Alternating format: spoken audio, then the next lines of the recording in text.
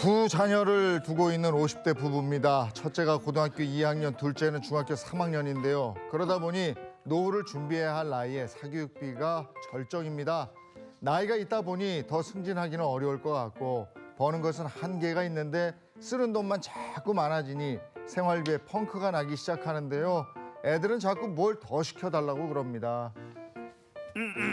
아빠, 나 수학 과외 시켜주면 안 돼? 과외? 아이 갑자기 왜? 너 지금 수학학원 다니잖아. 수학학원 내가 거기서 뭐 하는지 알아? 수학학원에서? 뭐 하긴 뭐해. 갔으니까 공부하겠지. 꿈을 꿔. 잠을 자. 아 멍하니 창문 밖을 보고 그냥 멍하고 집중이 너무 안 돼 아빠. 아 이런 건 미래에 대한 꿈을 꿔야지. 거기서 자느라고 꿈을 꾸냐? 공부하라고 보내놨더니 멍을 때려? 몰라. 잠깐 집에 와서 자. 아유 어려워. 애들도 너무 많고 집중도 안 되고 저게 뭔지 뭔 말인지 모르겠고 외계어갖고 이상해. 예, 다른 애들은 고등 수학한다고 공부하고 이러는데 넌 지금 현행도 못하면서 야 어쩜 그러냐? 그러니까 혼자 집중할 수 있게 과외 시켜달라고 과외. 아니 우선 학원을 좀 열심히 다니면서 엄마하고 복습하면 되잖아. 아빠 엄마 수포자야. 아 그랬나? 그럼 저 누나 있잖아. 누나한테 물어봐. 아 예인 누나?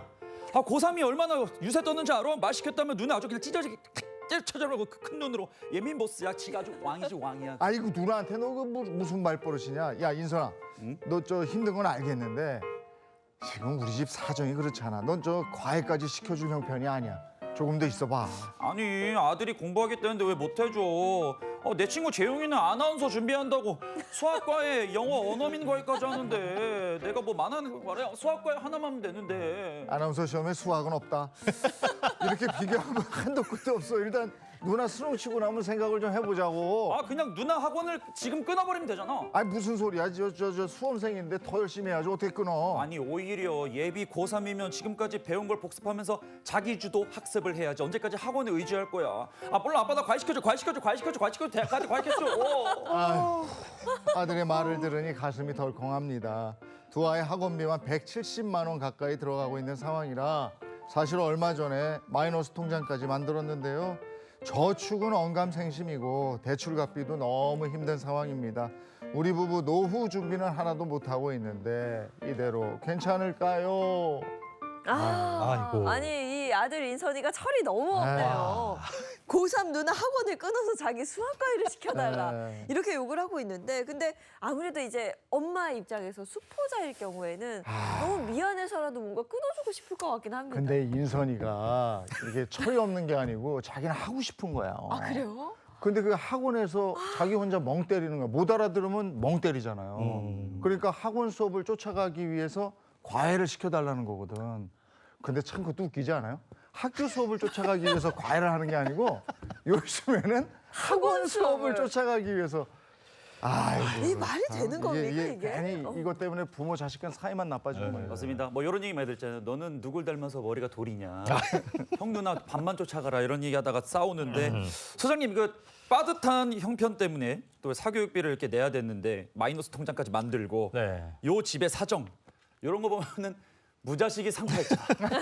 이게 좋은 말이 되지 않을까요? 아 진짜 사랑스러운 아이긴 한데 이렇게 이런 거 가지고 조르면은 정말 부모님도 답이 없을 것 같아요. 그런데 교육비 진짜 무시 못하죠.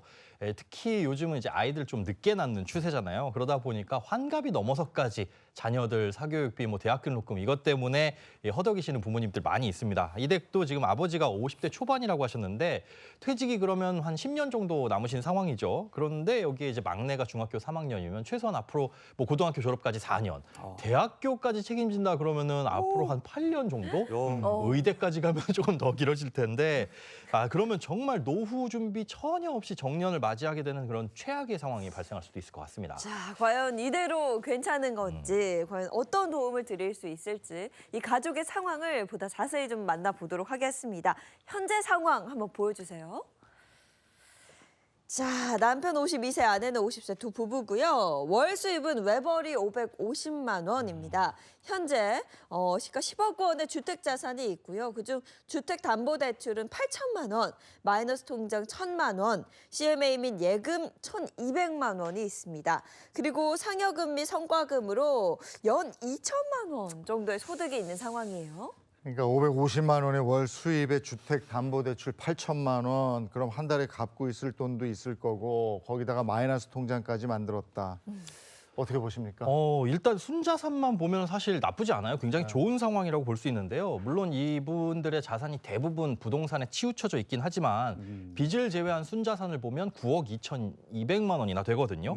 문제는 빚이 최근 들어서 이 사교육비 때문에 빠르게 증가하고 있다. 이 점이 좀 문제라고 볼 수 우리 있습니다. 아까 인선이 네. 둘째 과외시켜달라고 하지 우리 예인이 곧 대학 입학하지. 네. 사교육비 대학 등록금 지출이 엄청 더 늘어날 것 같은데 돈은 들어올 곳이 없어요. 예. 그 있는 돈 그냥 아껴 쓰는 방법밖에 없나요? 맞습니다. 그게 정답이긴 한데 혹시 새는 돈이 있는지도 한번 체크를 해봐야 될 것 같습니다. 그래서 지출 상황을 한번 살펴보도록 하겠습니다. 예, 지출 상황 한번 보죠. 네. 자, 4인 가족의 지출 상황입니다. 월 수입은 앞서 550만 원이라고 하셨고 일단 고정비부터 공개할게요. 고정비 455만 원. 그 중에서도 주택담보대출 원리금이 큽니다. 월 120만 원씩 상환하고 있고요. 마이너스 통장 이자가 월 3만 원, 보장성 보험료가 50만 원, 통신비 15만 원, 모임비 10만 원, 그리고 교육비가 170만 원입니다. 남편 용돈 40만 원, 자녀 용돈 25만 원, 15만 원 이렇게 해서 40만 원, 또 정수기등 렌탈료가 7만 원 이렇게 됩니다. 뭐 돈이 계속 쭉쭉쭉쭉 빠져나가는 상황이에요. 근데 아마 지금 저 TV 보고 계신 분들은 170만 원? 야, 아이가 고등학교고 중학교인데 170만 원이면 어우, 저거는 얼마 안 쓰는 거야. 네. 그래요? 이렇게 생각을 하실 거예요. 그건 실제 그렇고요.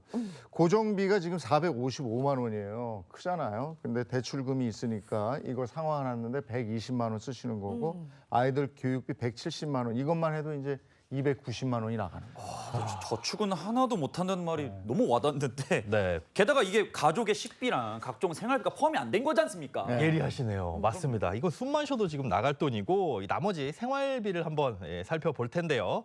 예, 앞서 고정비가 455만 원이었는데 자, 455만 원 받고 변동비 155만 원 추가합니다. 생활비가 110만 원, 이 주유비가 15만 원, 그리고 관리비 30만 원이 있고요. 여기에 이제 변액연금에 매달 30만 원씩 붓고 계셨어요. 이렇게 하면은 지출은 총 640만 원이 됩니다. 이게 월 수입이 보니까 550만 원인데 지출이 640만 원. 그러니까 매달 90만 원 정도씩 보시는 것처럼 적자가 나고 있는 상황입니다. 일단 이 90만 원부터 좀 해결을 해야 될 것 같은데요. 근데 지금 지출 내용을 보면요. 딱히 허투루 쓰는 데가 없습니다. 대출금, 교육비 그리고 4인 가족 생활비 110만 원이면은 이건 아껴 쓰면서 네네. 쓰고 있는 거예요. 맞습니다. 이 생활비 4인 가구에 110만 원 쓰신다는 건 아, 굉장히 지금 어머님이 살림을 잘하고 계시다는 네. 거예요. 근데 그런데도 불구하고 이 숫자상으로 봤을 때 수입 대비 지출이 많다는 건 무언가 이 분에 넘치는 소비를 하고 있다 이렇게 볼 수가 있거든요. 돈을 더 벌거나 지출을 줄여야만 하는데 소득을 늘릴 수 없다면 이 어머님이 이제 맞벌이가 불가능한 상황이라고 하세요. 그러니까 소득을 늘릴 수는 없을 것 같고 그렇다고 한다면 정답은 우선순위를 줄이고 우선순위에 따라서 줄일 수 있는 지출은 과감하게 줄일 수밖에 없습니다. 사장님 이 상황에서는 부모님이 줄일 수 있는 지출이 없으니까 네. 아이들한테 좀 더 이렇게 과감하게 교육적으로 네. 너 자기주도 학습해! 학원 끊고 몇 달만 참아! 좀만 기다려! 이러면 되지 않을까요? 아니 근데 지금 사춘기가 중3이잖아요. 이게 말했다가 사이 나빠질 수 있어요. 부자 관계가 나빠지는 수가 그런가? 있어요. 그렇습니다. 그리고 이제 또 고3 누나도 있잖아요. 네. 여기 이제 고3 누나 열심히 지금 대입 준비하고 있는데 여기서 학원을 끊는다. 이거 굉장히 어려운 상황입니다. 현실적으로 불가능하고요. 우선은 실수령액 기준으로 평균 소득이 얼마인지 이분 이제 성과금이 좀 많이 나오는 편인데 그래서 실수령액 기준으로 월 평균 소득이 얼마인지를 정확하게 파악하는 게 우선입니다. 1년 중에 가장 적게 들어온 달의 수입이 얼마냐 그리고 평균 소득 대비 이게 얼마나 부족하냐 이걸 살펴보고 나서 고정비와 변동비를 조금 제한을 하셔야 되고요. 성과금 같은 경우에는 우리가 평균 소득을 끌어올릴 수 있도록 여기에 맞게 저축을 좀 잘 하셔야 될 것 같습니다. 월 지출 640으로 나왔는데 더 파악할 게 있나요? 네. 사실 여기서 눈에 보이지 않는 소비들이 굉장히 많이 있어요. 일단 월 고정 지출과 이 비정기 지출이 얼마인지를 정확하게 파악을 해야 됩니다. 이 비정기 지출을 우리가 간과하시는 경우들이 많이 있는데 비정기 지출은 뭐냐면 매달 쓰지는 않지만 1년을 놓고 봤을 때는 꼭 써야 될 돈들. 예를 들어서 뭐 부모님 생신, 아니면 명절, 어버이날, 자동차 보험료, 뭐 재산세 이런 것들을 생각해 보면은 이건 아낄 수 없는 돈이거든요. 커요. 네. 꼭 써야 되는데 매달 들어가는 돈은 아닙니다. 이런 것들을 좀 합쳐놓고 봐서 얼마 쓰는지 확인을 해보셔야 되고요. 앞서 이제 지출 상황에서 보여주신 변동비 같은 경우에 155만 원이었는데 이건 이제 매달 조금씩 달라질 수도 있기 때문에 1년 동안 앞서 말씀드린 써야 되는 그 비정기 지출 요거를 12달로 나눠서 월 평균 지출이 얼마인지 파악을 해보시고 여기에 이제 고정 지출을 더한 값 이게 사실 숨만 쉬어도 나갈 지출이다. 이렇게 파악을 해두셔야 됩니다. 그러니까 1년을 기준으로 월 평균 얼마가 나가는지 그렇습니다. 지출액을 파악을 해야 하고 그 다음에는 뭘 해야 될까? 자, 이제 파악을 했으면 관리를 하셔야죠. 지출 관리를 제대로 하셔야 되는데 먼저 연간 비용부터 이제 마련을 하셔야 됩니다. 예를 들어서 1년 동안 앞서 말씀드린 필요한 그 비정기 지출 있잖아요. 명절이라든가 부모님 생신 이런 거에 대비한 돈이 예를 들어 약 한 달에 뭐 1년에 500만 원이다라고 한다면 최소한 500만 원의 여윳돈부터 가지고 뭔가 돈 관리를 시작을 하셔야 된다는 거죠. 만약에 그런 돈이 없다고 한다면은 우리가 카드로 할부를 한다거나 아니면 빚을 낸다거나 이럴 수밖에 없거든요. 여기에 우리가 예상하지 못하는 뭐 경조사라든가 의료비 이런 것들에 대비한 비상 자금도 추가적으로 갖고 계셔야 됩니다. 그 다음에 이제 한 달 수입 대비 지출이 많다면 어떤 걸 줄여야 되는지 꼼꼼히 좀 파악을 해보셔야 되는데요. 지금 고정비에서 가장 크게 나가는 게 이 주택담보대출. 그렇죠. 이게 120만 원씩이나 나가고 있거든요. 상당히 부담스러운 상황인데 이 부분을 좀 조정하는 게 시급해 보이고요. 그러려면 대출 기간을 좀 늘릴 필요가 있어 보입니다. 주택담보대출 상환 기간을 길게 잡고 다달이 내는 금액을 줄이는 방법. 예. 네, 그렇습니다. 이제 기존의 주택담보대출 남은 금액이 8천만 원 정도셨거든요. 그런데 이거를 9천만 원으로 추가 대출을 1천만 원을 받으셔가지고 마이너스 통장을 상환을 하시는 걸 좀 추천드립니다. 오, 우리말로 주담대 받아서 마통을 감는다. 네. 예, 근데 소장님 이거 돌려막기 아닌가요? 네. 돌려막는 거 아닌가요? 돌려막기긴 한데요. 그렇게 돌려막기라고 한다면 약간 좀 안 좋은 인식이 있죠. 이거 네. 주담대 이자율이 훨씬 더 낮으니까 주택담보대출을 받아서 마이너스 통장을 대환한다. 이렇게 예쁘게 표현을 해줬으면 좋겠습니다. 그러면 사실 높은 이자가 붙는 대출이 하나가 없어지는 거죠. 마통이 사라지는 거니까요. 근데 추가 대출을 받아서 마통을 갖고 나면 월 상환액이 더 올라가는 거 아니에요? 그렇죠. 사실 대출 금액을 더 받으면 월 상환액이 올라갈 수도 있을 것 같은데 아까 제가 이제 상환 기간을 좀 길게 잡자라고 말씀을 드렸잖아요. 현재는 대략 상환 기간이 한 6년에서 7년 정도 남은 것으로 보입니다. 그런데 추가 대출을 1천만 원 받으면서 8천에서 9천으로 잔액은 늘어나지만 이 마이너스 통장을 상환하되 그 대출 받는 기간을 뭐 20년이나 30년 이렇게 받는 거죠. 예를 들어서 상환 기간을 20년으로 잡게 되면 9천만 원을 상환할 때 한 달에 52만 원 정도만 갚으면 되고요. 이걸 30년으로 상환하게 되면 한 달에 40만 원만 갚으면 됩니다. 와, 40만 원이면 120만 원씩 갚던 대출금이 3분의 1로 딱 주는 그렇죠. 거예요. 그렇죠. 근데 이분이 지금 52세고 아무리 이제 길게 잡아도 한 10년 정도 10년? 네. 남았어요. 직장 생활이. 네. 주담대를 30년 받는 거 이거 괜찮겠습니까? 사실상 그 30년 동안 그러니까 80세가 되실 때까지 이걸 갚으셔라라고 말씀드리는 건 아닙니다. 그거를 만기까지 유지하면서 갚자 이건 아니고요. 당장에 이제 적자 구조를 좀 해결하기 위해서 드리는 목적이 좀 큽니다. 이후에 적자 구조가 좀 개선되고 이 여유가 생겨가지고 모으는 돈이 생긴다면 돈도 모으시고 그다음에 그럼 여유가 생겼을 때 주택담보대출도 천천히 갚아 나가는 거죠. 그러니까 아이들 학원이 평생 보내야 되는 건 아니니까. 그렇죠, 그렇죠. 급한불부터 끄자. 맞습니다. 전문가네. 잘하는데? 칭찬받아서 잘하는데? 감사합니다. 네. 아침부터 기분 좋네. 자, 그럼 일단 마음이 좀 편안해졌습니다. 마이너스 통장 하나 사라졌을 뿐인데 자, 이렇게 마음이 편안해졌다면 네. 소장님 실력 있으시잖아요. 다음 단계는 뭔가요? 자, 성과금으로 이분들 같은 경우에는 비상금을 좀 확보를 하셔야 될 것 같아요. 성과금이 매년 2천만 원이나 될 정도로 굉장히 큽니다. 이거 월별로 나눠서 주면 참 좋겠는데 성과금 이렇게 큰 돈 딱 들어오면 사람인지라 소고기도 그렇죠. 먹고 싶고 네. 어디 좋은 데도 놀러 가고 싶고 이러거든요. 지금까지는 이 돈을 좀 주먹구구식으로 활용하시거나 뭐 빚 갚거나 아니면 지출을 하는데 좀 쓰신 것 같아요. 그런데 지금부터는 절대 그러시면 안 됩니다. 일단 주택담보대출로 마이너스 통장을 상환하고 난 다음에는 비상금을 확보를 해야 되는데 사실 비상금이 없으면 무슨 문제가 생기냐? 지금 대출이자 나가는 게 더 큰데 빚부터 갚아야 되는 거 아니에요? 라고 생각하실 수 있지만 빚부터 갚다 보면 비상금이 없는 상황에서 혹시나 비상금이 필요하면 또 비싼 이자를 내면서 돈을 어디선가 빌려와야 되거든요. 그래서 그걸 막기 위해서 앞서 말씀드린 연간 비정기 지출 이 금액 플러스 한두 달치 월급 정도는 비상금으로 좀 확보를 해두셔야 됩니다. 네. 근데 아예 좀 여유 있게 자금을 확보한 다음에 네. 새 출발하고 싶다는 그런 생각도 있거든요. 여유 있게. 예, 여유 이분 있게. 직장인이시잖아요. 근데 그렇죠. 직장인분들은 이런 게 있어요. 퇴직금 중간 정산. 아, 요 찬스 한번 싹 쓰면은 비상금 뺨. 네. 좋은 아이디어입니다. 네. 10년 전에는 좋은 아이디어였습니다. 오. 이게 10년 전엔 가능했는데 지금은 안 됩니다. 왜 안 돼요? 아, 이게 2012년에 퇴직급여 보장법에 따라서 법에서 정한 사유 외에는 중간 정산이 안 되도록 막혔습니다. 이게 DC형 퇴직연금 같은 경우에 무주택자가 집을 산다거나 아니면 뭐 보증금을 올려준다거나 혹은 뭐 3개월 이상 요양이 필요하다거나 아니면 개인회생이나 파산에 들어갔다거나 이렇게 법에서 딱딱딱딱 정해놓은 사유 외에는 절대로 퇴직금은 퇴직하지 않는 이상 중간에 꺼내실 수가 없습니다. 근데 상황은 다르지만 그래도 마음은 지금 되게 급한 상황이거든요.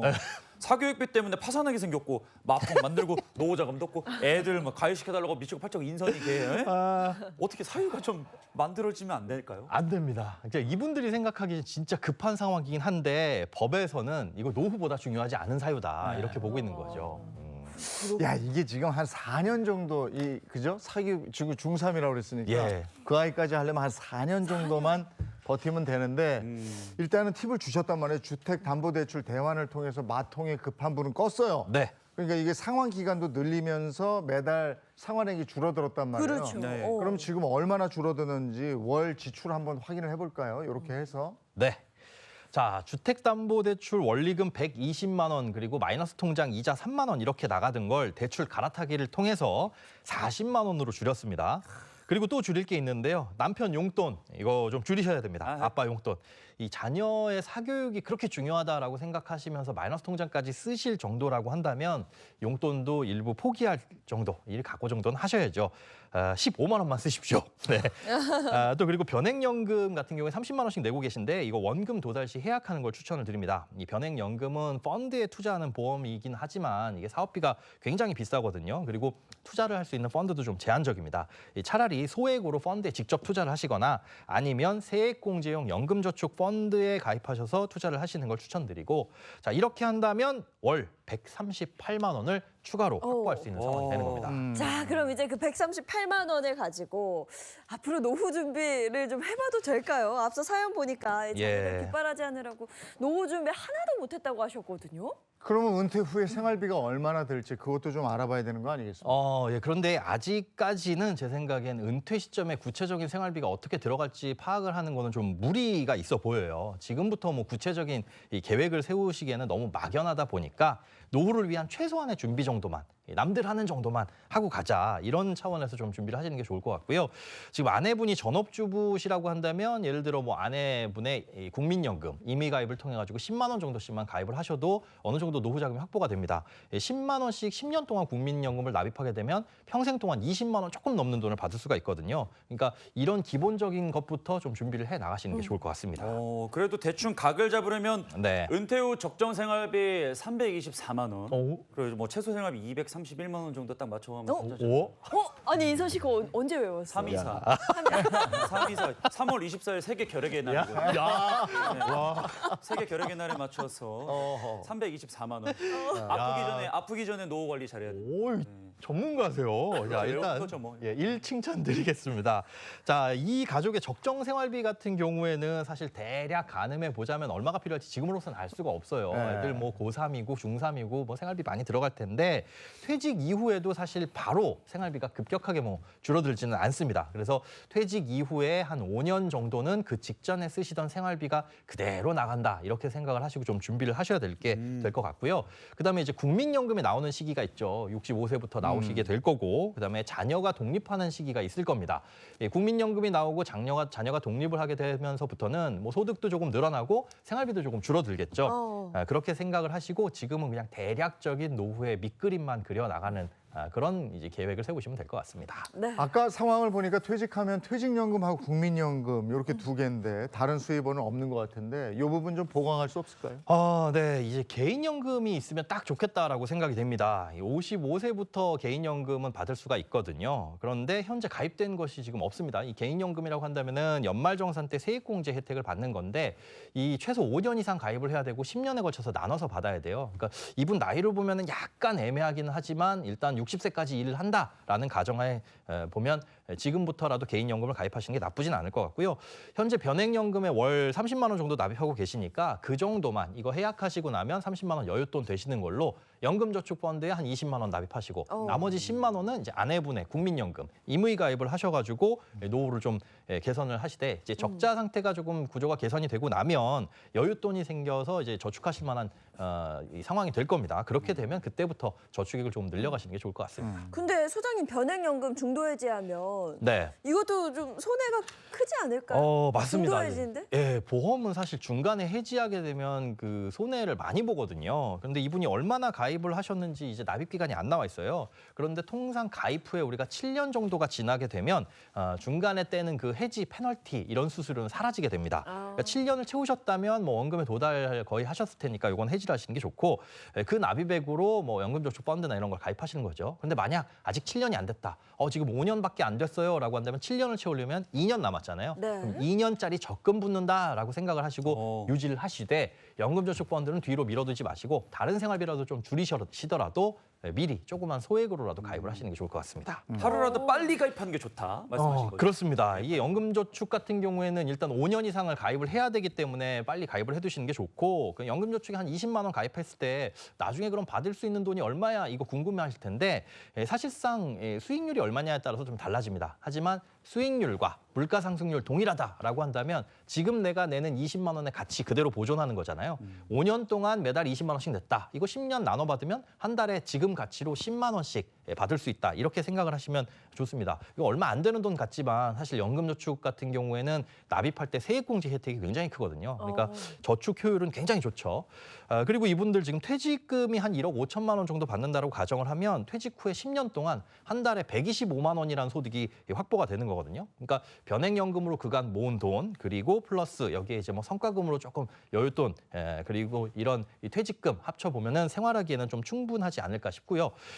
또 집도 사실 거의 대출이 없는 상황이잖아요. 얼마 안 있으면 갚을 수가 있는데 여기에 주택연금까지 활용하게 되면 60세 이후에는 오히려 지금보다 상당히 더 여유로워질 것 같습니다. 네, 이제 퇴직 후의 얘기인데 아까 4년 정도 사교육비 참으면 된다 이랬는데 대학 가도 돈이 안 드는 게 아니에요. 그렇죠. 대학 등록금이 많이 뭐 들어요. 쭉쭉 있어요. 네. 이 부분에 대비도 해야 되잖아요. 지금 사실 두 부부의 이제 노후 준비도 안 되는 상황에서 자녀한테 올인하시는 거 이거 좀 지양하시라고 말씀을 드리고 싶습니다. 자녀에게도 엄마 아빠가 너는 대학교 졸업할 때까지 혹은 고등학교 졸업할 때까지만 지원해 줄 거야 이렇게 확실하게 좀 선을 그어주시면 네. 좋겠고요. 학자금도 본인들이 대출로 좀 생활을 하도록 하는 게 좋을 것 같습니다. 왜냐하면 학자금 대출을 받은 다음에 이 친구들이 나중에 취업해서 갚게 되면 이때 교육비 공제도 받을 수가 있거든요. 대출 이자가 있지만 사실 이 공제가 굉장히 크기 때문에 돈이 있어도 학자금 대출 받는 게 받을 수 있다면 그렇군요. 오히려 좋습니다. 학자금 대출 유리한 거 요건 몰랐네요. 네.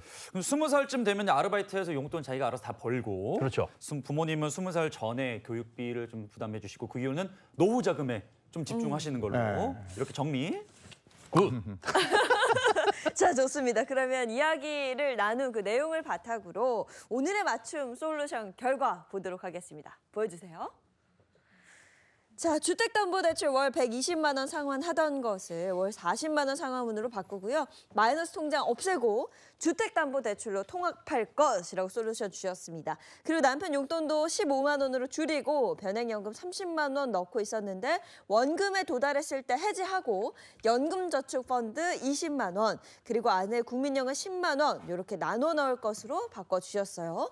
자, 그렇게 하면 매달 90만 원씩 마이너스였던 상황이 월 138만 원 여유가 있는 상황으로 바뀌게 됩니다. 네. 정말 다행이네요. 우리 인선이 수학과에 할 수 있는 거죠. 정말 마음이 편하네요. 이제 뭐 이제 수학과에 시켜주세요. 좀 숨통이 트이죠. 네. 제 개인적인 생각은 좀 매운맛 조언을 드리자면 노후를 위해선 인선이 버리셔야 됩니다. 지금 TV를 보고 있는 우리 엄마 아빠가 네. 굉장히 흐뭇하게 소장님한테 웃고 있을 것 같은데 네. 아니 뭐 이거 어떻게 너무하신 거 아닙니까? 아이를 버리다니요. 버려요? 사실 뭐 연을 끊는 건 아니고 냉정히 말해서 뭐 학원도 과외도 사실 공부에 소질이 있어야 되는 거잖아요. 물론 그런 부분이 있을 겁니다. 내가 학원 못 보내줘서 과외 안 시켜줘가지고 얘가 공부를 못하나 이거 사실 부모님의 아쉬움이거든요. 네. 객관적으로 판단을 해보시고 자녀들도 이제 머리가 컸으니까 어디까지 지원을 해줄 것이다 이 선을 딱 그어주셔야 나중에 결혼할 때 엄마 집 사줘. 아빠 집 사줘 이런 불상사가 안 생깁니다. 아니 일단 부모님이 노후 대비를 철저히 해놔야 네. 자녀 입장에서 든든한 거예요. 맞습니다. 네. 이번 기회에 자녀들과 한번 얘기 좀 나눠보시고 가족이 더 단단해질 수 있는 계기가 됐으면 좋겠습니다. 네 오늘 고맙습니다. 네, 고맙습니다. 고맙습니다. 감사합니다.